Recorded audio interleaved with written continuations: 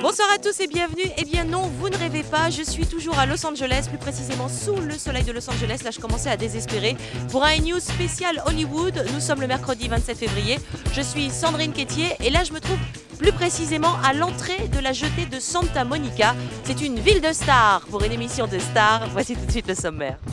À Hollywood, le mythe de Marilyn Monroe a encore de nombreux adeptes. Dernière en date, Miss Lindsay Lohan. La starlette incarne une Marilyn plus vraie que nature lors d'une séance photo ultra glamour. Toujours dans la ville des stars, les bébés des célébrités valent des millions. J-Lo vient à peine d'accoucher et les magazines People s'arrachent déjà les clichés des bébés à la sortie de la clinique.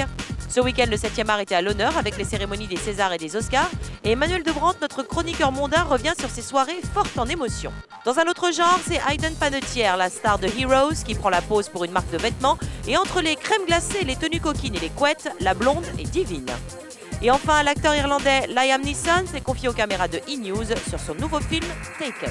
Toujours sous le soleil de la Californie, de Santa Monica plus précisément, puisque là je me trouve, vous voyez, devant la mer, les palmiers, la plage, franchement ça fait rêver.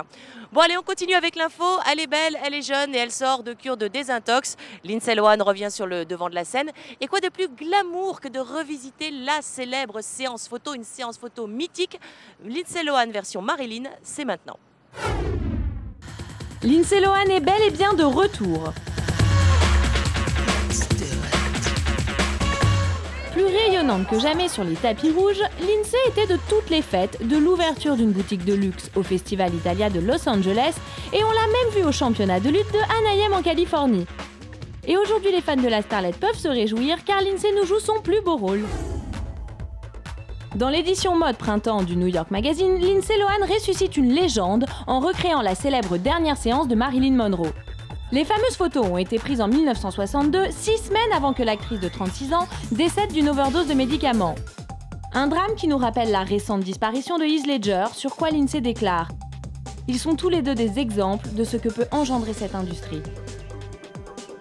Quant au risque que cet habitué des centres de désintox suive leurs traces, hors de question, dit l'intéressé. Je suis sûre que ça ne m'arrivera jamais. Au sujet de la séance photo, cela faisait 46 ans que le photographe Bert Stern avait pris celle de Marilyn, et c'est maintenant Lindsay qui pose pour l'artiste. La jeune fille de 21 ans, qui a toujours idolâtré Marilyn, est arrivée 10 minutes avant la séance photo au Bel Air Hotel, le même que celui de Marilyn, et après 2 heures de coiffure et de maquillage, la jeune actrice est passée devant l'objectif pour une séance photo ultra culte. Eyeliner en œil de biche et perruque blonde, la ressemblance est frappante entre les deux actrices. Lindsay reprend les poses de Marilyn, nue sur un lit drapé de blanc et portant rien qu'une écharpe en soie, dissimulant ses jolies courbes. Regardez les deux bombes côte à côte, de cette pose où elles couvrent leur poitrine par des roses à cette photo où elles tiennent une écharpe avec leurs dents. Lindsay est un double parfait. Au sujet de la nudité, Miss Lohan raconte qu'elle était tout à fait à l'aise, bien qu'elle ait avoué s'être retournée 100 fois dans son lit avant la séance. Bon ben Lindsay, une chose est sûre, Marilyn elle serait super fière de toi. On est quand même pas mal sous le soleil de Los Angeles. Alors décidément, les photographes vont bien en ce moment, puisque les dernières célébrités que l'on s'arrache, enfin si je puis dire, ce sont les bébés de stars. Rendez-vous compte, à peine nés, ils sont déjà assaillis. Bon, c'est pas une vie ça. Ça rapporte d'être un bébé de star, hein? D'ailleurs, les jumeaux tant attendus de J-Lo sont nés, une petite fille et un petit mec. Il paraît que le magazine OK proposerait déjà 6 millions de dollars pour avoir la photo en exclu des petits bouts de chou de la bomba. Dans le monde des people, il faut croire que jumeaux rime avec pépette. C'est une de nos politiques de ne jamais faire de négociations quand il s'agit de droits sur les photos. Ces paroles datent de juin 2006, lors de la sortie des premières photos de Siloa Pete Jolie. À cette époque, le magazine ne parlait pas d'argent, mais les rumeurs disent qu'Angelina et Brad ont reçu plus de 4 millions de dollars. Ce qui ferait de ces photos de la petite Siloa, bébé super célèbre, sûrement les plus chères encore vendues. Je peux vous dire que tous ces rapports qu'on a entendus à droite et à gauche sont complètement faux, si ce n'est ridicule. Mais ce n'est pas vraiment le prix qui a fait le plus de bruit, c'est surtout ce qui a été fait de l'argent, paraît-il.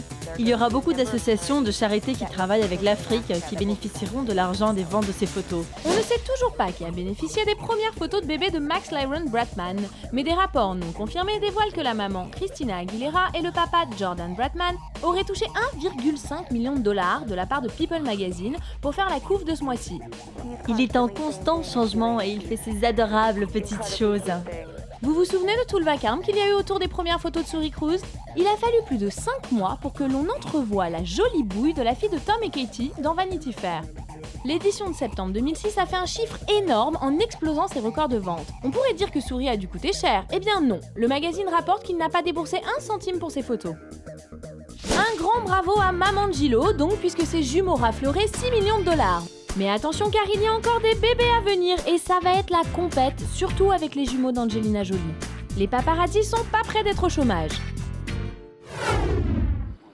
Je trouve que c'est une bonne idée, moi, de faire des émissions à Los Angeles. On devrait en faire plus souvent. Et de la Californie au nord de la France, il n'y a qu'un pas, puisqu'aujourd'hui sort le très attendu film de Danny Boone, Bienvenue chez les Ch'tis. E-News est allé à la rencontre des acteurs et vous allez voir que l'accent du Nord, c'est top tendance. J'ai une bonne et une mauvaise nouvelle. Viré. Pire encore. Pire que viré, c'est quoi? T'es muté dans le Nord. Bienvenue chez les Ch'tis est la nouvelle comédie de Danny Boone qui raconte l'incroyable aventure d'un directeur de poste que l'on mute dans le Nord-Pas-de-Calais. L'occasion pour l'équipe du film de découvrir une région à laquelle ils se sont fortement attachés. Les idées qu'on a du Nord sur nous les artistes, c'est souvent que c'est le public le plus chaleureux, hein, donc le plus accueillant. On part avec plein de préjugés en se disant ils sortent tous des mines, ils ont... mais pas du tout. Enfin, il y a qu'à aller à Lille. Lille, c'est une super jolie ville, extrêmement branchée. En plus, culturellement, il se passe plein de choses. En été, ça va, parce que tu as 0, 0,1. Mais l'hiver, ça descend, ça descend, ça descend. Moins 10, moins 20, moins 30. C'est le Nord. Toute l'équipe est parisienne, évidemment. Et à partir du 3e jour de tournage, tout le monde parlait comme ça. Tout le monde disait « Ah, Biloute, quoi, qu'est-ce qu'il y a ?» Coque de bave, moi je disais tout le temps ça, coque de bave, parce que ça veut dire qu'est-ce que tu racontes, qu'est-ce que tu dis? Si la joyeuse bande a définitivement adopté le pays des Ch'tis, c'est pas pour autant qu'on leur a révélé tous les secrets locaux. Par contre, on les leur a fait manger. Le plat typique qu'on mange dans Albaraco frites, qui est la fricadelle. Et alors, ce qui est drôle, c'est que c'est une sorte de saucisse qui est assez grasse, qu'on mange avec des frites, qui est vraiment la spécialité du Nord. Et personne ne veut dire ce qu'il y a dans la fricadelle. En fait, c'est un poulet entièrement écrasé, entier. J'ai cru comprendre que c'était une saucisse un peu molle, sympa. On enlève le bec et on broie le poulet intégralement, vivant. non, pas vivant. Votre mâchoire, ça va là? Non, j'ai un juice. Je vous assure, vous vous exprimez d'une façon très très particulière. Hein. Parce que je mange ici, c'est ça? On a fait l'avant-première lundi à Lille, qui sera l'unique d'ailleurs. Donc ça, j'ai trouvé ça chouette que pour une fois, il n'y ait pas d'avant-première parisienne, que ça se passe dans la région là où on a tourné le film. C'était incroyable. Hein. Non mais franchement, hein, c'était incroyable. C'était Brad Pitt qui arrivait à Cannes. Je n'ai jamais vécu ça de ma vie. C'était incroyable. Je crois que Danny Boone, c'est vraiment l'enfant du pays là-bas. Et puis les gens du Schnorr, ils sont très fiers qu'on ait fait un film qui soit une comédie sur leur région. Mais à force de baigner dans un environnement nordique, certains des acteurs ont développé un petit complexe quant à leur glamour touch, jusqu'à en devenir un chouï jaloux. Putain, mais tout le monde parle comme vous ici. Sandrine, dans le genre glamour, ça va quoi, hein Sandrine? Ah oui, d'accord. Oui, oh, tu le sais très très bien, ça va. Hein. Oui, non, oui, je sais que tu rougis, tu fais la binote, mais on sait très bien. On te connaît, dans le métier, on parle souvent de toi quand même. Alors, même si moi je suis en train de me dorer la pilule sous le soleil de Los Angeles, Emmanuel Debrandt, lui, est resté à Paris et il va tout vous dire sur les gagnants des Oscars et des Césars. À toi, Manolo.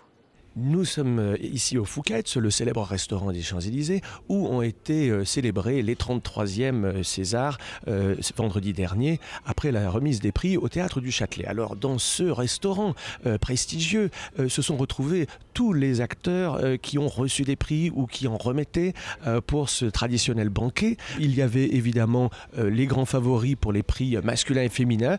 Amalric pour les hommes, qui a eu son prix, mais qui n'a pas daigné se déplacer pour le recevoir. Et puis Marion Cotillard, bien entendu, ici à ma gauche, magnifique Marion. Alors, après la remise des prix et le dîner au Fouquet's, une bonne partie des participants sont allés guincher jusqu'à 5h du matin dans un petit club parisien qui s'appelle Mimi Pinson, où Emma Decaune mixait. Il y avait là Hafsia Herzi, en train de danser la danse du ventre comme une endiablée, enfin remise de ses émotions.